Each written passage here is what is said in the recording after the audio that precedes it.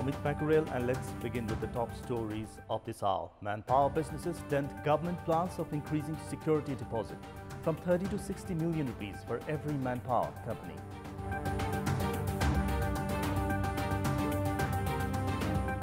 Majority of pharmacies at government hospitals lack essential medicines. Massive irregularities suspected.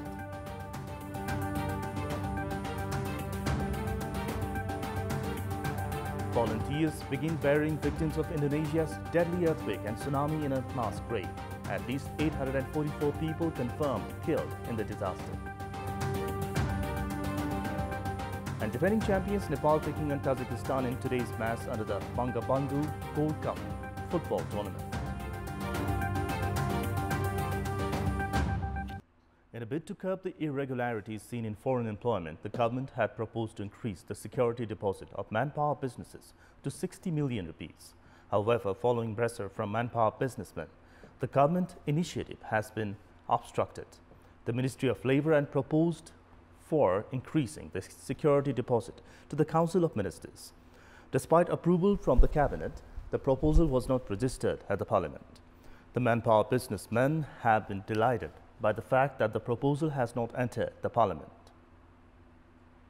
The government was all geared up to impose the security deposit worth 60 million rupees to the manpower companies, which sent over 5,000 individuals for foreign employment, and 30 million to the ones that sent less than 5,000 individuals. The Council of Ministers had approved for a bill to amend few clauses in the Foreign Employment Act 2007 and in the Nepal Act. Meanwhile, the Parliament session has been over without the bill being registered at the Parliament. The Labour Ministry had prepared to increase the security deposit following the budget convention. With the bill failing to enter the parliamentary process, the manpower businessmen have expressed relief. The businessmen were against the government's decision of increasing the security deposit. Experts on foreign employment have said that the state initiative failed to gain momentum due to the Labour Ministry's lack of effective coordination. The manpower businessmen succeeding in denting government plans is a blatant example of the influence business have on the country's politics. The government has made pharmacies a mandatory unit of its hospitals to give smooth service to patients. However, pharmacies at big government hospitals across the country lack essential medicines. This is a glimpse of a queue seen in front of pharmacy at Bir Hospital. Even after a long wait, patients and service seekers have to return empty-handed as the pharmacies lack the prescribed medicines. The number of medicines that are available are not adequate either, and to make things worse, the hospital management has not paid attention to procure the unavailable medicines when needed. This has forced the service seekers and patients to resort to private pharmacies for essential medicines. The hospital and pharmacy do not have a list of unavailable medicines that would spare patients time to wait in the queue. The scenario is no different in other hospitals either. Hospitals should call tenders to select supplies that can make medicines available at subsidized rates. It has to be said that weak tender procedures and ignorance to the availability of medicines at pharmacies have reduced the pharmacy service to a mere formality. And time now for a short break. For more news, to stay with us. Welcome back after the break. It is the duty of the police to prevent criminal activities. In case of any crime taking place, it is the responsibility of the police administration to bring the culprit under their jurisdiction. Justice might be delayed in some cases, but justice should be derived through correct investigation. A recent incident in Nepalganj has proved that truth can be revealed with serious investigation.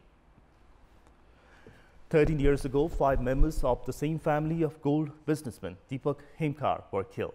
The police nabbed Indian national Kisorilal Soni after a gap of 13 years. However, according to police, Kisorilal was living a free life until 1.5 years of the incident. Kisorilal had fled to India after the police investigations had found him guilty. SP Arun Paudel, who had taken up the case while at the Central Investigation Bureau CIB, had orchestrated Kisorilal's arrest. After extensive investigation, the case was solved in 13 years.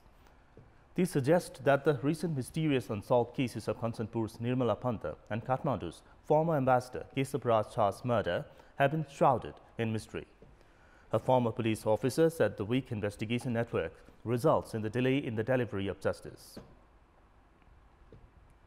Provincial Assembly of Province 2 has been jobless for almost a month now, as its provincial government has not assigned the Assembly with any responsibility. Despite the lapse of 8 months since the formation of the Provincial Assembly, it has not been able to finalize the working procedures, province name and capital. And in this context, we had asked the lawmakers at Province 2, why have these important issues not been discussed yet? Let's take a look at what they had to say. Public voice. हुन त सरकारले भन्नुहुन्छ हामीहरुलाई कि हामी चाँडै यो कुरा गर्छौं, चाँडै यो विधेयक लान्छौं भनेर प्रदेश सभामा, तर अहिलेसम्म गरेको छैन। यो वास्तवमा भन्नुहुन्छ रे यहाँको लागि र यो जनकपुर धामवासीको लागि अथवा यो प्रदेश नम्बर 2 को लागि एउटा चिन्ताको विषय पनि हो। राजधानी त जनकपुर हुन्छ नि, त्यसमा कुनै विवाद छैन। यहाँ विवाद आइरहेको छ नामाकरणमा। नामाकरणमा फरम र राजपा र त्यसपछि उता नेकपा र त्यसपछि कांग्रेस, यो सबैको बीचमा एउटा सहमति मेरो विचारमा आइरहेको छैन। एउटा सहमति आइदिएको भए सरकारले पेश गरिहाल्थ्यो। मिथिलावासीको मैथिली भाषा, भोजपुरावासीको भोजपुरी भाषा, यो दुईटा भाषा बोल्ने जनभाषा हो, जनबोली हो। त्यसकारण यसलाई चाहिँ यहाँको कामकाजको भाषा चाहिँ मैथिली र भोजपुरी गरिनुपर्छ। त्यसकारण उहाँलाई थोरै शंका लागेको छ कि हामीले प्रस्ताव लगेपछि कहीं त फेल हुने होइन भन्ने डरले चाहिँ त्यो प्रस्ताव नलगेको। प्रदेशको नामाकरणको बारेमा कहाँ राख्छ, कहाँ नराख्छ, के गर्छ, के गर्दैन, अहिलेसम्म संसदमा केही कुरा उठाएको छैन। बारम्बार भन्दैछौँ प्रतिपक्षको हैसियतले तपाईं ल्याउनुस्, हामीसँग औपचारिक छलफल गर्नुस्। छलफल गरेपछि न कुनै कुराको निष्कर्ष निस्किन्छ।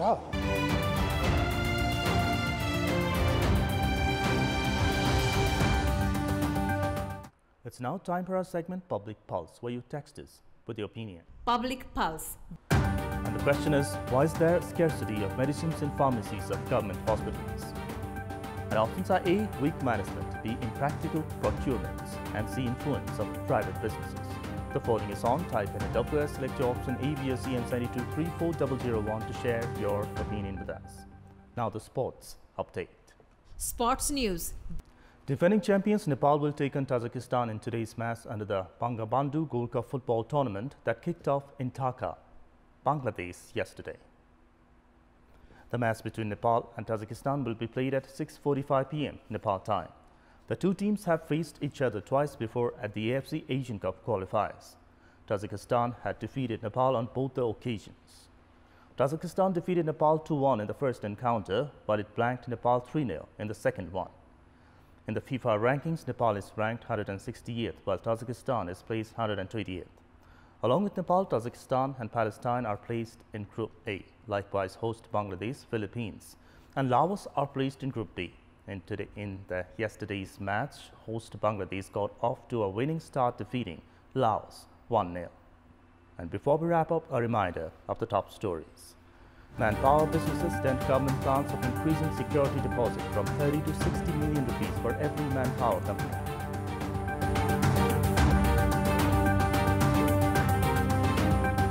Majority of pharmacies at government hospitals lack essential medicines. Massive irregularities suspected.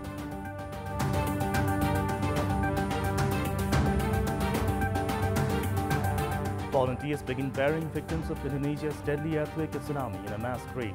At least 844 people confirmed killed in the disaster. And defending champions Nepal taking on Tajikistan in today's match under the Bangabandhu Gold Cup football tournament.